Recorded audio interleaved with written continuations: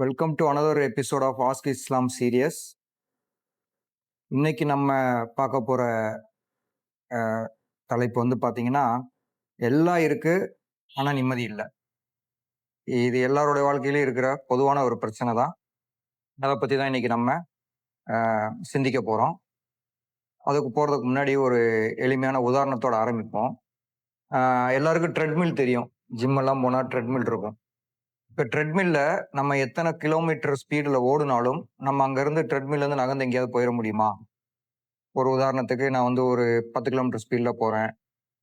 இல்ல ஒரு 15 கிலோமீட்டர் ஸ்பீட்ல அதில வந்து ட்ரெட்மில்ல வந்து நான் வந்து ஆ ரன் பண்றேன் அப்படின்னா, நான் ரன் பண்ணிக்கிட்டே தான் இருப்பேன். ஆனா அங்கேயே தான் இருப்பேன். கரெக்ட் தானே? யாராவது ட்ரெட்மில்ல நான் ஓடுறேன். அதனால ஒரு இடத்துலருந்து இன்னொரு இடத்துக்கு நான் நகர்ந்து போயிடுறேன். அப்படின்ற நினைப்புக்கு வர முடியுமா? இல்ல. ஏன்னா அதனுடைய நோக்கம் வேற. நம்ம ட்ரெட்மில்ல போய் செய்ற அந்த எக்ஸர்சைஸினுடைய நோக்கம் வேற. அப்ப நமக்கு அது தெளிவா புரியும். நம்ம என்னதான் ஓடுனாலும் அங்கேயே தான் நிப்போம் அப்படின்னு. இது ஏன் இந்த உதாரணத்தோட ஆரம்பிக்கிறோம்? தலைப்புக்கும் இதுக்கும் என்ன சம்மந்தம் அப்படின்னு பார்த்தீங்கன்னா, நம்ம வாழ்க்கையோட ஒரு தொடர்பு இருக்கு இது. உதாரணத்துக்கு எடுத்தீங்கன்னா, எனக்கு இது கிடைச்சா போதும். அதுக்கு பிறகு எனக்கு லைஃப் செட்டில் ஆயிரும். நான் நிம்மதியா இருப்பேன். ஹேப்பி ஆயிருவேன். அப்படின்றது எல்லாரும் நம்ம யோசிக்கிற விஷயம். சின்ன குழந்தையிலிருந்து இறப்பு வரைக்கும் போற வயசு வரைக்கும் நம்ம இத யோசிக்காமயோ, இப்படி ஒரு சிந்தனை இல்லாமயோ நம்ம வாழ்க்கைய ஒரு கட்டத்திலருந்து இன்னொரு கட்டத்துக்கு கடத்த முடியாது. கரெக்ட் தானே? இப்போ ஒரு உதாரணத்துக்கு சொல்லணும்னா, என்னுடைய வாழ்க்கைய எடுத்துக்கிட்டா, ஆரம்ப காலகட்டங்கள்ல வந்து நான் வந்து அ வேலைக்கு சேர்ந்த புதுசுகள்ல வந்து நான் நினைச்சது ஒரு வீடு, ஒரு ஒரு சின்ன இடம், ஒரு 1/2 கிரவுண்ட் இடம், ஒரு கார். இதுதான் ஆகப்பெரிய என்னுடைய லட்சியம் வாழ்க்கைக்கு. இது கிடைச்சிட்டா போதும் அப்படின்னு இருந்தேன். அதுக்கு பிறகு அதோட பல மடங்கு எல்லாம் கிடைச்சாச்சு. ஆனாலும் இப்ப அடுத்த கட்டத்த நோக்கி போனோம். இது பத்தாது, இல்ல இது. ஸோ ஒரு மகிழ்ச்சியோ, ஒரு நிம்மதியோ, ஒரு பயமோ ஒரு கட்டத்திலருந்து நம்மள இன்னொரு கட்டத்துக்கு கடத்துற ஒரு கண்டக்டர், ஒரு கேரியரா தான் இருக்கு. ஒரு இடத்துல இன்னொரு இடத்துக்கு நம்மள மூவ் பண்ற மாரி விஷயமா தான் இருக்கே ஒழிய இந்த வாழ்க்கையில, நிரந்தரமா எதுவும் இல்ல. நிரந்தர துக்கம் யாருக்காவது இருந்து பார்த்திருக்கோமா? நிரந்தரமான இன்பம் யாருக்காவது இருந்து பார்த்திருக்கோமா? நிரந்தரமான நிம்மதி இருந்து யாருக்காவது பார்த்திருக்கோமா? இல்ல இந்த 3 விஷயங்களும் ஏதாவது ஒண்ண நம்ம வாங்குறதுனாலயோ, ஏதாவது ஒண்ண சாதிக்கிறதுனாலயோ, எதையோ அச்சீவ் பண்றதுனாலயோ கிடைக்கிற மாரி ஏதாவது இந்த உலகத்துல இருக்கா? கிடையாது. ஆனா, இந்த உலகம் எப்படி இயங்கிட்டு இருக்குன்னு பார்த்தீங்கன்னா, அ இது நிரந்தரம். இது பெர்மனன்ட்டு.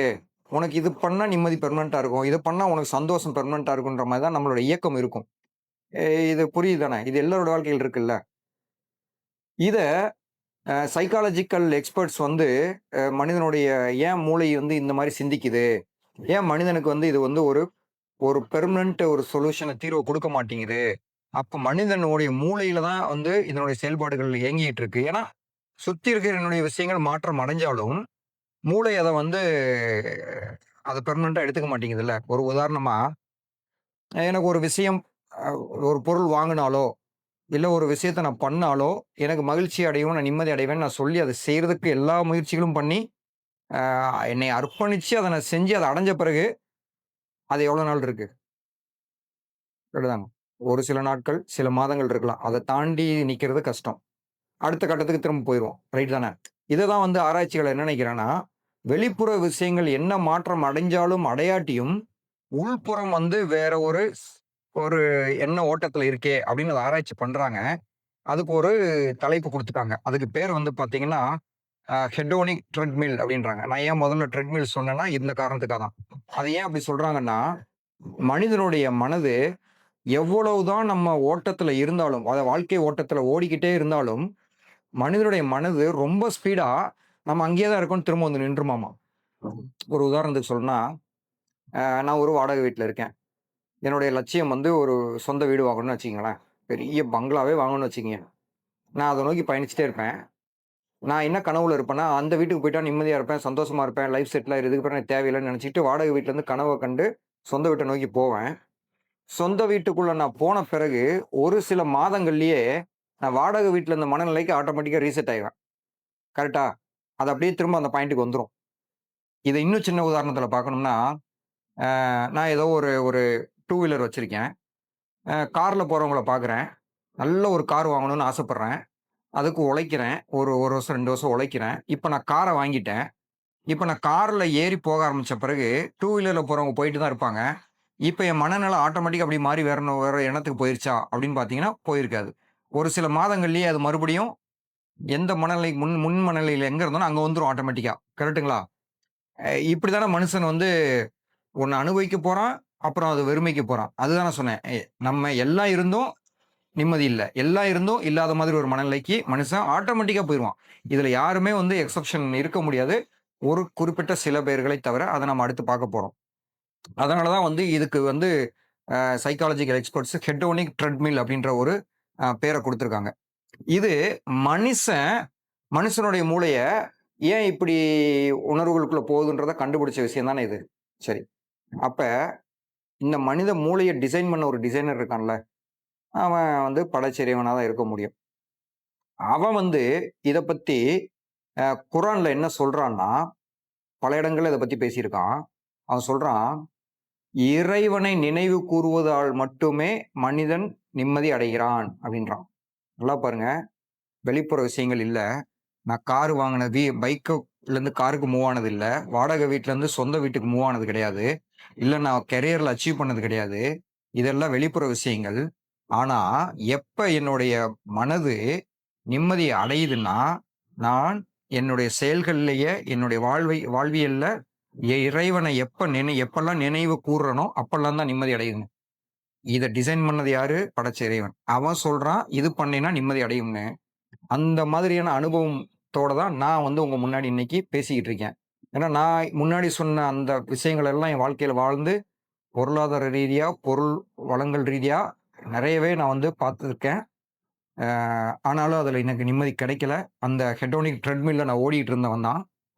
எப்ப இறைவன நினைவு கூர ஆரம்பிச்சனோ, ஒரு சின்ன விஷயத்துல தண்ணி குடிக்கிற விஷயத்துல இருந்து பெரிய விஷயங்கள் வரைக்கும், எல்லாத்துலயும் ஒரு சமச்சீர் நிலை, ஒரு சரிநிலையில வந்து எனக்கு ஒரு மன அமைதி கிடைக்க ஆரம்பிச்சது. அப்ப இந்த வசனம் எனக்கு அது உண்மைப்படுத்தினதா நான் உணர ஆரம்பிச்சேன்.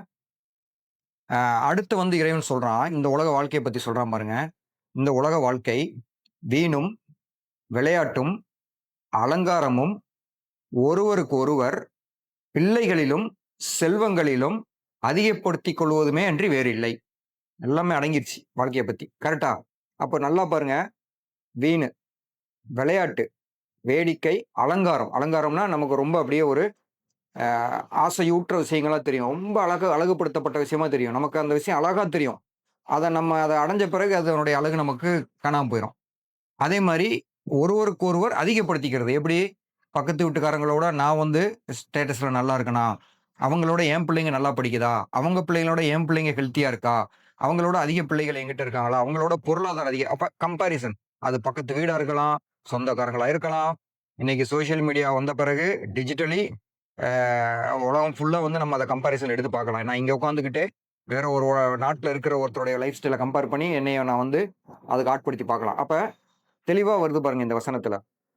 அடுத்து ஒரு அ வசனத்துல இறைவன் சொல்றான், இத நான் எதோட கனெக்ட் பண்றேன்னா, நமக்கு ஏன் அந்த வந்து டெம்பரவரி ஒரு ஒரு ஒரு ஹாப்பினஸ்க்குள்ள போறோம் இந்த லைஃப்ல. ஏன் எல்லாமே டெம்பரவரியா இருக்கு ஹாப்பினஸ். ஏன் பெர்மனன்ட்டா இல்லன்ற ஒரு ஒரு கியூரியாசிட்டி எல்லாருக்கும் இருக்கும்ல. அதுக்கான வசனம் தான் இது. இந்த உலக வாழ்க்கை சொற்ப இன்பமே அன்றி வேறில்லை.